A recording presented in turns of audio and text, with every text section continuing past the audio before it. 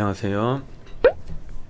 2022년 6월 20일이고요. 오전 라이브 방송을 시작해 보도록 하겠습니다. 자, 우선은 텔레그램 방에서 제가 좀 짚어드렸던 부분들을 읽어드리려고 하는데, 잠시만요. 이렇게 횡보 기간 동안에 볼륨을 체크해서 1차적으로 말씀을 드렸었어요. 2021년 5월부터 7월까지 횡보 기간 볼륨, 그리고 지금 하락세가 시작되면서 횡보기간의 볼륨들을 체크를 해봤을 때 예전의 횡보기간보다는 볼륨이 적은 상태, 그리고 거래량은 점차 소강이 되고 있는 상태라서 충분히 추세 반전이 좀 나올 만한 포인트였다, 이렇게 말씀을 드렸고, 그 다음에 지금의 횡보 구간은 볼륨이 이 전의 횡보 구간보다는 현저하게 좀 적은 상태죠. 3분의 2 정도가 채워졌고요. 거래량은 오히려 증가를 하면서 하락에 좀 가속화가 되고 있다, 이렇게 말씀을 드릴 수가 있을 것 같아요. 자, 가격이 이렇게 낙폭이 이어지면서 거래량이 증가를 하다가 어느 순간 점점 줄어들게 되는 그런 포인트가 있거든요. 이때와 같이 거래량이 점점 줄어들게 되면 투매성 물량도 적어진다는 얘기가 되는 거고, 이 물량을 처음부터 누가 손바뀜을 해줬다는 얘기가 됩니다. 그러니까 이게 무슨 말이냐면, 거래량이라는 거는 1대1이잖아요. 1대1을 띄고 있기 때문에 사는 사람이 있으면 파는 사람도 있어야 돼요.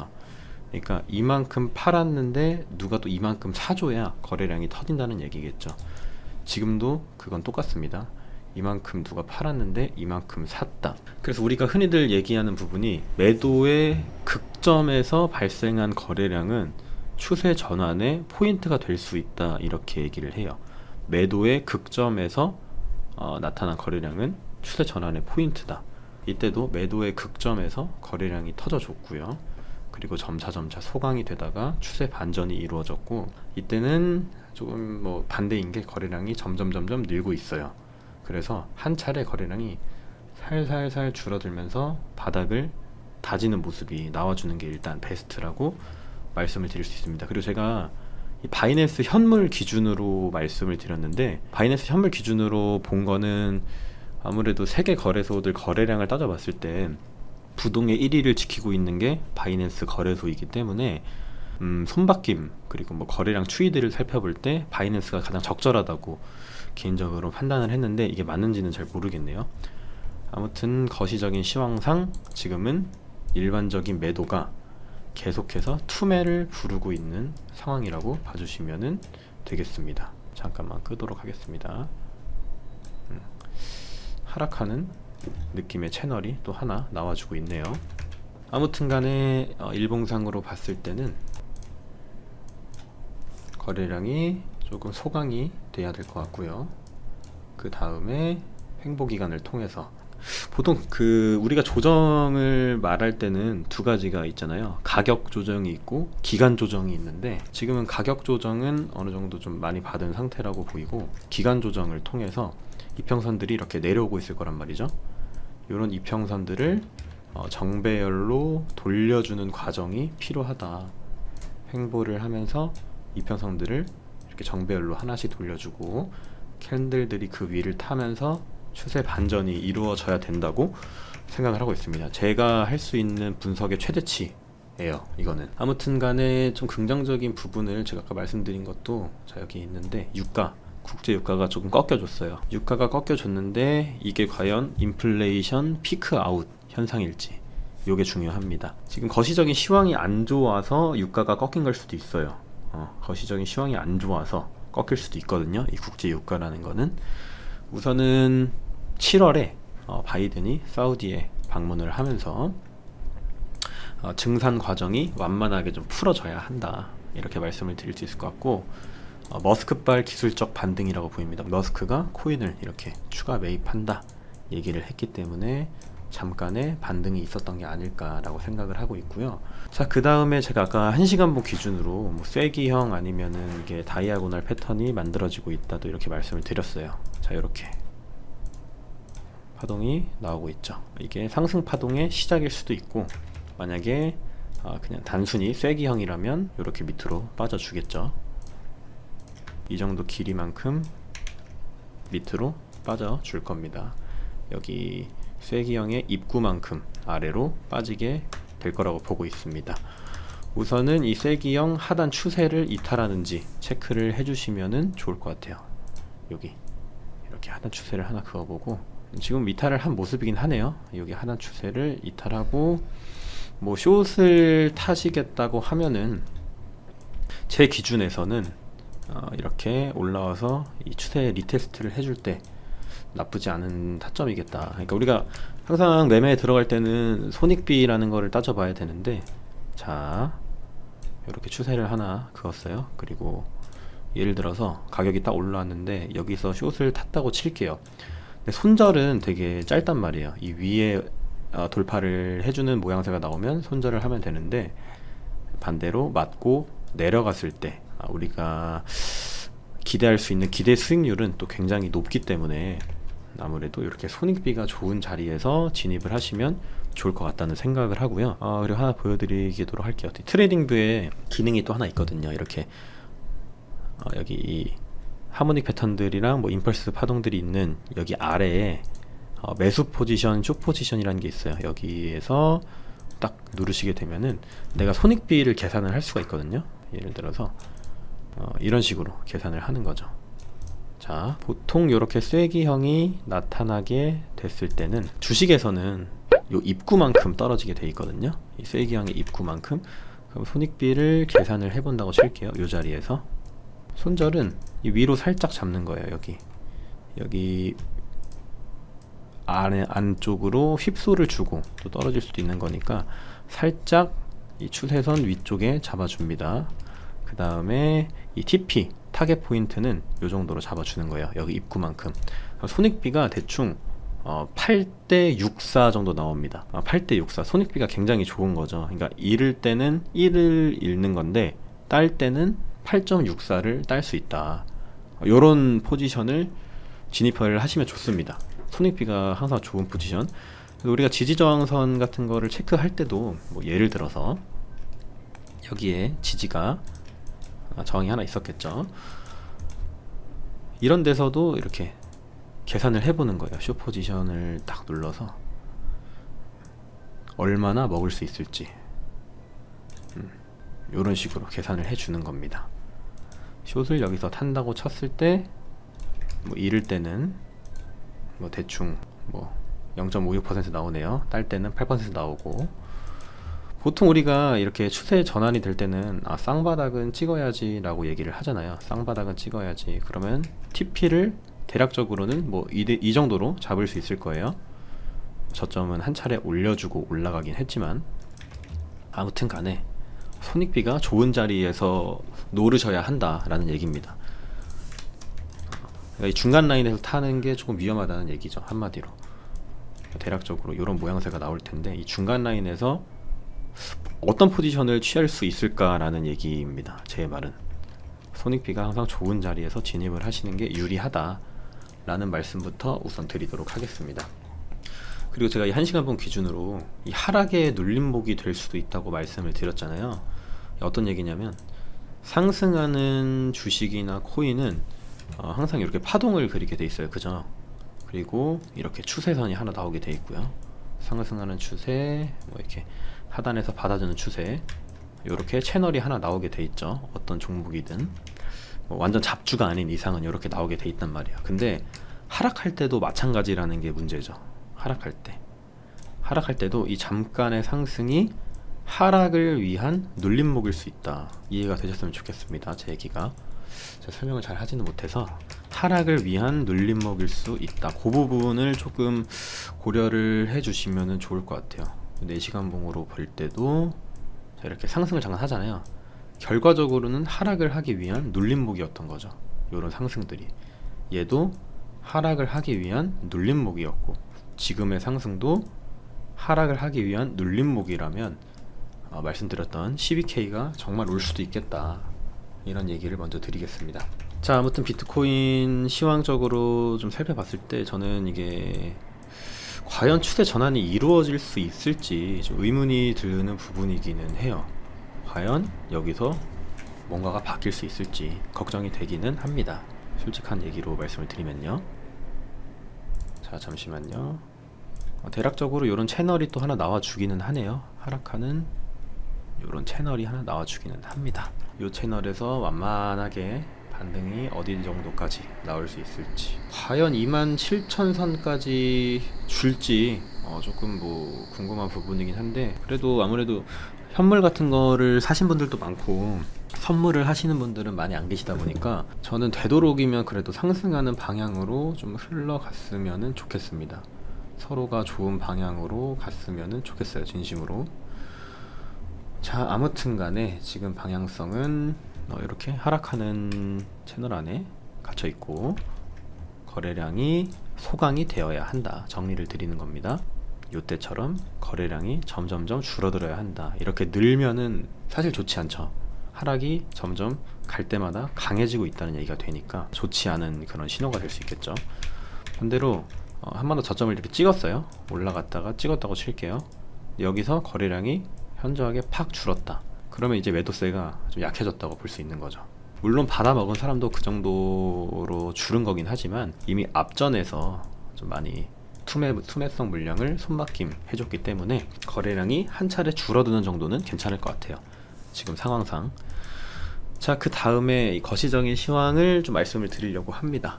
일단은 연준의 강력한 긴축 정책 예고가 있었죠. 그래서 충격이 이어지고 있는 양상이에요, 이 시장이. S&P 지수도 그렇고요, 나스닥도 완전히 모멘텀이 사실 꺾인 모양새죠. 이렇게 뭐 이평선들이 이렇게 있었을 텐데 아마 다 이렇게 돌아가고 있을 거예요, 아마도. 무튼간에 모멘텀이 완전히 하락으로 돌아선 상태다. 이게 상승을 위한 이런 눌림목일지 체크를 해봐야 되는 부분인데, 다 돌려줄 거라는 생각은 사실 들진 않거든요. 코로나 이 유동성이 들어왔던 때로. 왜냐면은 이게 유동성 장세기는 했잖아요, 이렇게 상승했던 게. 뭐 지원금이나 제로금리 어떤 뭐 그런 시장 영향 때문에 사람들이 대출을 많이 받아서 좀 거품의 느낌으로 올라간 건 있긴 하단 말이죠. 근데 긴축을 좀 빡세게 하긴 하는데 과연 그 긴축으로 시장의 돈을 다 빨아들여서 얘가 이때까지 내려갈 수 있을까라는 생각이 들기는 해요. 그거는 뭐 엘리어트 파동이나 피보나치 잘 보시는 분들이 좀 봐주시면은 좋을 것 같은데, 아무튼 간에 제 생각엔 그렇습니다. 과연 요런 하락 지점까지 돌릴 수 있을까? 그러니까 주식이란 게 제가 알기로는 1년 동안 하락을 하면은 굉장히 피해가 많이 가는 걸로 알고 있거든요. 그러니까 실제적으로 실무나 매출에도 영향을 끼치는 걸로 알고 있어서 빅테크 기업들은 요즘 같은 시장에서는 1년 반 정도 하락을 안 하게 둔다고 들었어요. 1년 반이 안 넘어가게 한다. 그러니까 이 하락을. 기업이 망할 수도 있는 일이기 때문에 1년 반까지가 이 하락의 최대치라고 보고 있습니다. 저도 이건 아는 선배님한테 들은 거라서 정확하진 않은데 희망적인 얘기도 해드리면 좋을 것 같아서 우선 말씀을 드리는 거고요. 보통 빅테크 기업들은 1년 반 정도를 최대치로 보고 있다고 말씀을 해주시더라고요. 자, 무튼간에 나스닥도 이렇다 할 반등 모멘텀은 좀 부재하다. 어떠한 자산 시장이든지 사실 주식이든 코인이든 이렇게 낙폭 과대가 이뤄지게 되면 메리트가 있잖아요. 사실 가격 메리트가 있단 말이에요. 그래서 저가 매수로 인한 기술적 반등은 사실 당연한 거죠. 이 저가 매수로 인한 기술적 반등이 계속 나와요. 원래 베어마켓에서도 이렇게 하락하다가 저가 매수에 들어오고, 하락하다가 또 저가 매수에 들어오고, 하락하다가 저가 매수에 들어오고. 사실 주식이나 코인이나 누구의 눈에 매력적으로 보인다면, 그 가격이 본인한테 메리트가 있다고 느꼈다면 당연히 이렇게 데드캣 반등 정도는 나올 수가 있다, 이런 말씀을 드리는 거고요. 일단 대외적으로 우리가 기대를 해볼 수 있는 호재들은 아무래도 가장 중요한 게 7월에 바이든이 사우디에 방문하는 일정이겠죠. 제일 중요하다. 7월 바이든 사우디 방문, 이 결과가 유의미하게 좀 도출이 돼야 돼요. 어떻게 도출이 돼야 되냐면 증산으로 합의가 돼야 한다. 그리고 하나 더 중요한 이벤트가 있죠. 7월에 또 이게 제가 알기로는 아마 미국의 대중관세 인하 얘기가 있을 거예요. 이거는 한 번 더 찾아서 텔레그램에 올려드리도록 하겠습니다. 그리고 러시아랑 우크라이나 전쟁이 계속 장기화가 되고 있는데 8월 중에 좀 평화 협상을 하는 방향으로 가서 이 식량 인플레, 뭐 천연가스 인플레, 이런 것들이 좀 잡혀야 돼요. 이 우크라이나에서는 또 식량들이 많이 나오고 러시아가 천연가스 1위 생산국이기도 하니까 그만들 싸웠으면 좋겠습니다. 아무튼 역대급 시장이기는 해요. 여러분들이 다 알고 계시겠지만 역사에 남을 그런 장을 함께 하고 계신다. 나중에 아들 딸들을 낳으셔서 그때 투자를 했었다라고 얘기를 하셔도 될 듯한 그런 상황입니다. 자, 아무튼 간에 국제 유가의 급락은 인플레이션 둔화로 볼 수도 있는데 이게 경기 침체로 인한 하락일 수도 있어요. 그게 문제라는 거죠.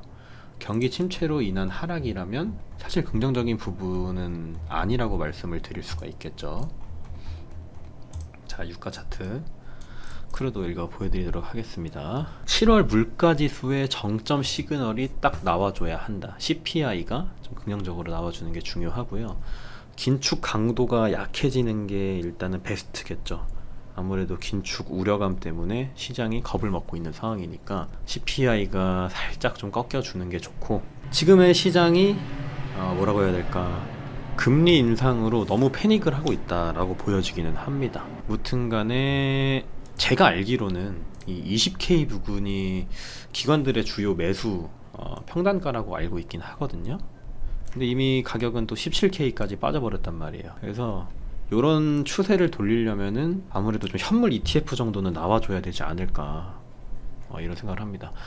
바이든이랑 사우디랑 사이 안 좋다던데요. 맞아요. 미국과 사우디는 사이가 좋지 않은데 미국에서 손을 먼저 내민 거죠. 그래서 가장 중요한 게 사우디가 협조를 해줘야 원유에 대한 부분이 해결될 가능성이 보이는 거예요. 그래서 7월에 바이든이 사우디에 방문한다는 얘기를 한 거고, 유가 문제를 해결하기 위해서 손을 내민 건데, 사실 사우디는 되게 이득을 많이 보고 있는 상황이죠. 사우디나 뭐 러시아나 에너지들을 만드는 그 국가들은 이런 거시적인 시황 속에서도 돈을 엄청나게 벌어들이고 있으니까 걔네가 사실 합의할 이유는 없기는 하죠.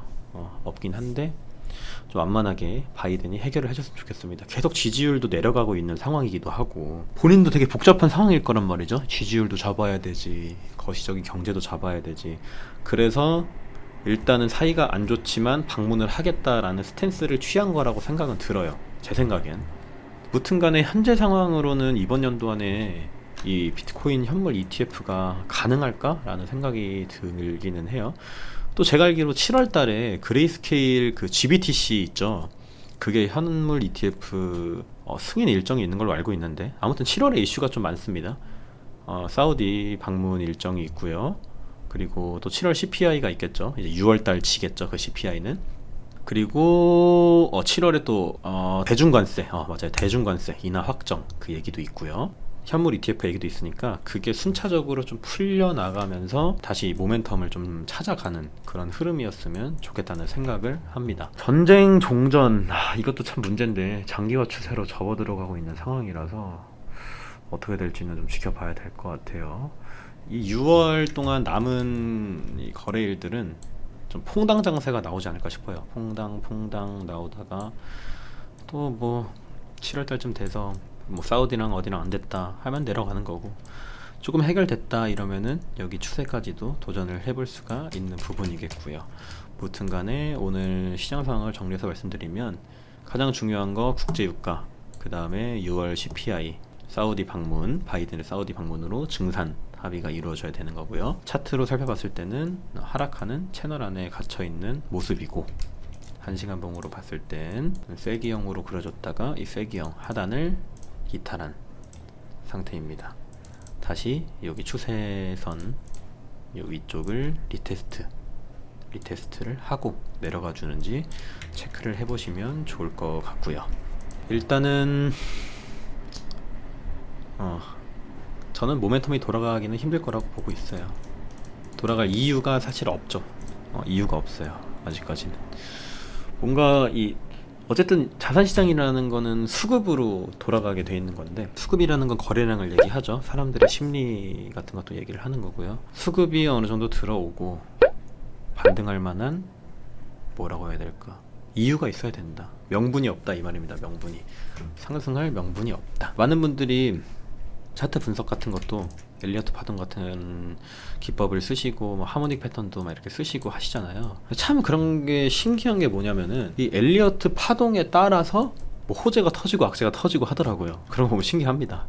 차트를 그렇게 잘 보시는 분들을 보면은 정말 저도 열심히 좀 파봐야겠다 이런 생각도 많이 들고요.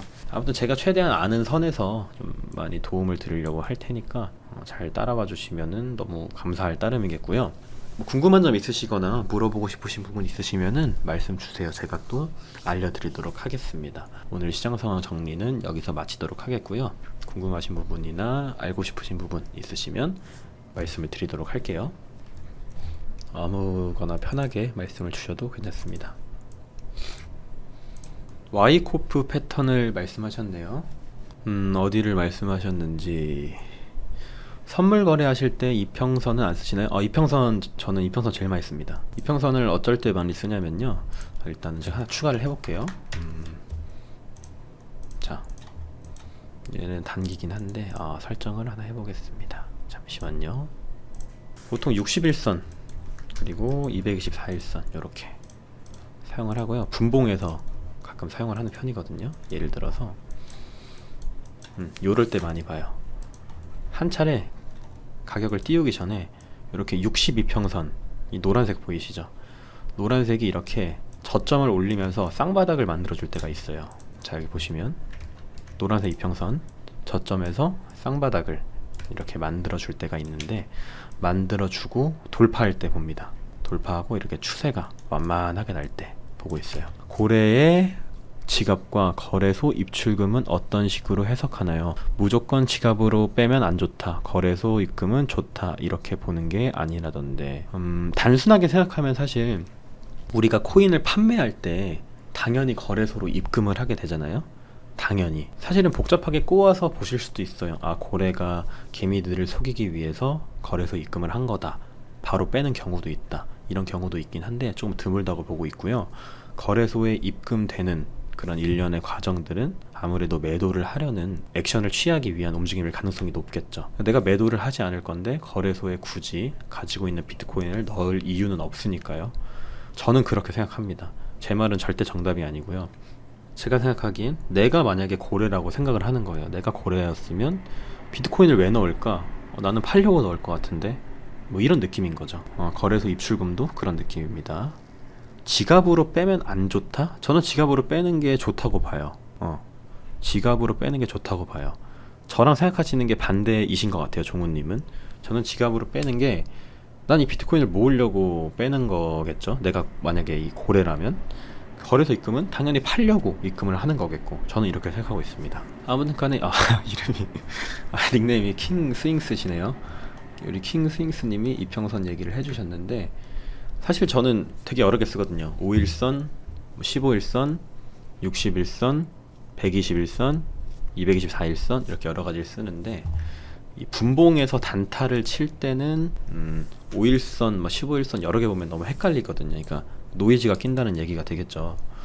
그래서 이렇게 단기적으로 두 개만 보고 할 때가 많습니다. 이평들도 잘 보시면은 이렇게 방향이 날 때가 있어요. 이동평균선들 보시면 대략적으로 이렇게 방향이 날 때가 있어요. 이렇게 그거 보시면은 대략적인 방향이 날 때가 있으니까 뭐 이렇게 저점 올린 쌍바닥이 나오고 이평선 기준으로 여기 201선을 224일선을 딱 뚫어줬을 때 도전을 해보시는 건 나쁘지 않다. 손익비가 또 좋다고 볼 수 있겠죠. 어떤 식으로 좋다고 볼 수 있는 거냐면, 예를 들어서 이동평균선이 이렇게 쌍바닥을 그려줬어요. 저점을 한 차례 올리면서. 그리고 여기 224일선을 돌파를 했어요. 그럼 완만하게 61선을 타고 간단 말이죠. 타고 가고 61선이 확 뚫렸을 때 매도를 하시면 됩니다. 나름 손익비가 좀 나쁘지 않은 장사라고 할 수도 있는 거죠.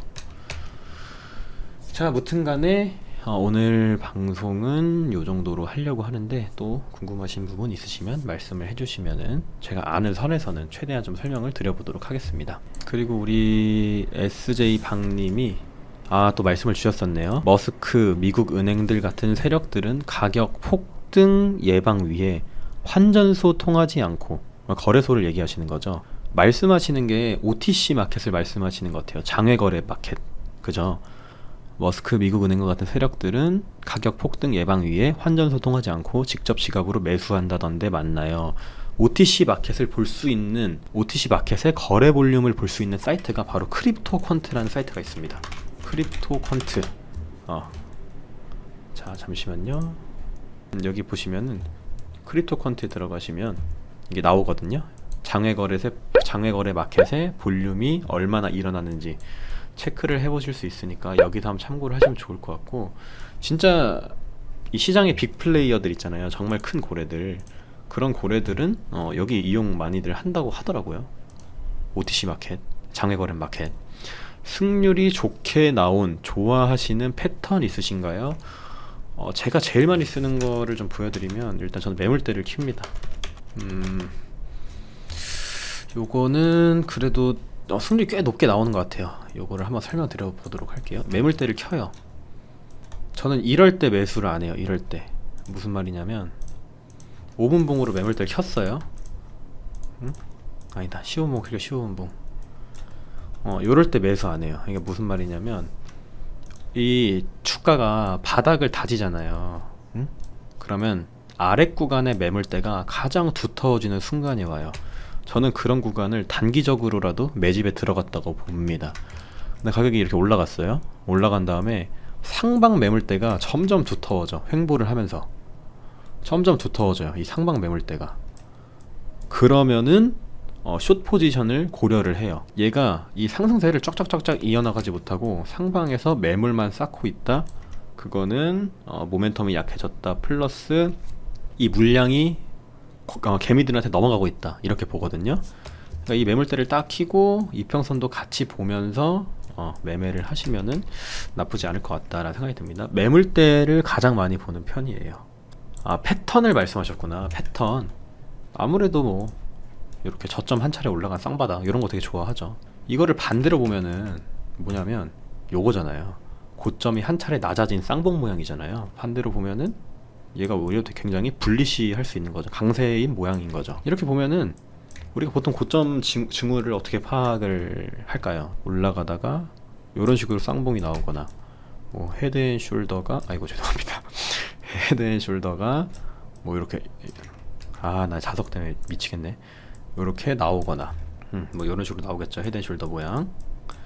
아니면 뭐 이렇게 완전 똑같은 쌍봉이 나오거나, 이렇게 판단을 하잖아요. 근데 얘가 굉장히 약한 패턴이잖아요. 그 중에서도 힘이 없는 패턴. 이 쌍봉의 고점까지 충족시키지 못하고 내려가는 그런 모양새이기 때문에 이런 패턴이 조금 모멘텀이 약화됐다, 이렇게 볼 수 있는데, 지금의 이 쌍바닥, 저점 올라간 쌍바닥을 체크를 해봤을 때 이런 모양이 나오는 거예요. 그러니까 저점을 한 차례 깊게 해주고 다음 저점은 이렇게 누가 살짝 더 위에서 받아준 거죠. 반대로 돌려보면은 이렇게 저점이 한 차례 올라간 쌍바닥이 되는 거고요. 이런 게 좀 강세인 패턴이라고 볼 수 있겠습니다. 네, 설명이 잘 전달이 됐으면 좋겠네요. 한길님, 근데 상방을 뚫지 못하고 매물대를 쌓는 게 떨어질 관점으로 보신다셨는데 반대로 힘을 뚫으려고 힘을 모은다고는 볼 수 없나요? 그렇게 볼 수도 있죠. 그렇게 볼 수도 있는데 그때는 이 캔들의 모양을 보시는 게 좋을 것 같아요. 예를 들어서 여기에 매물대가 많이 쌓인 상황이라고 칠게요. 이렇게 매물대 많이 쌓였어요. 근데 이렇게 라운딩 탑 형태로 흘러가고 있다. 이거는 우리가 해석을 어떻게 할 수 있을까요? 가격을 올리려고 하는 주체가 있어요. 근데 매도하려는 주체가 점점 강해지는 거예요. 그래서 이렇게 라운딩 탑으로 패턴이 형성이 되는 거겠죠. 그럴 때 매물대가 많이 쌓였다고 칠게요. 이렇게 매물대 많이 쌓였어요. 바닥에 매물대 별로 없어. 이렇게 많이 쌓였어요. 이 캔들 해석을 하는 거예요. 이게 누가 가격을 올리려고 하는데 계속 밀어 붙이는 세력이 있네. 그래서 이 모양이 나왔겠다. 근데 매물대도 이렇게 두텁게 쌓였어요. 그러면 이거는 매도 세력이 매수 세력을 점점 이기고 있고, 그 매수 세력은 요 가격대에서 물리고 있구나. 이런 식으로 나름 판단을 해보는 거죠. 혹시 이해가 되셨으면 좋겠습니다. 그런 식으로 판단을 해보시면은 좋을 것 같아요. 뭐 단순하게, 그러니까 이 매물대만 보고 많이 쌓였네 그러면은 고점 중후겠지, 요게 아니라 말씀하신 것처럼 매물대가 많이 쌓였어요. 근데 뭐 올라가려는 뭐 어떤 패턴을 또 그리고 있어요. 그러니까 뭐 예를 들어서 딱 하다가 불플래그를 막 그려. 불플래그는 상승 지속형 패턴이잖아요. 이렇게 이어가는 모양새잖아요. 근데 매물대가 이렇게 막 위에 쌓인 거야. 그러면은 이게 매물 소화 과정이겠죠. 반대로 이게 올라가다가 뭐 헤드앤숄더가 나왔어요. 헤드앤숄더 나왔어. 매물대가 막 쌓여. 이거는 말씀드린 거랑 반대로 이 매물 소화가 아니라 뭐라고 해야 될까, 물량 넘기는 과정이라고 볼 수 있는 거죠. 한 가지 근거로 보시기보다는 복합적으로 보시면은 많은 도움이 될 거라고 생각을 합니다. 네.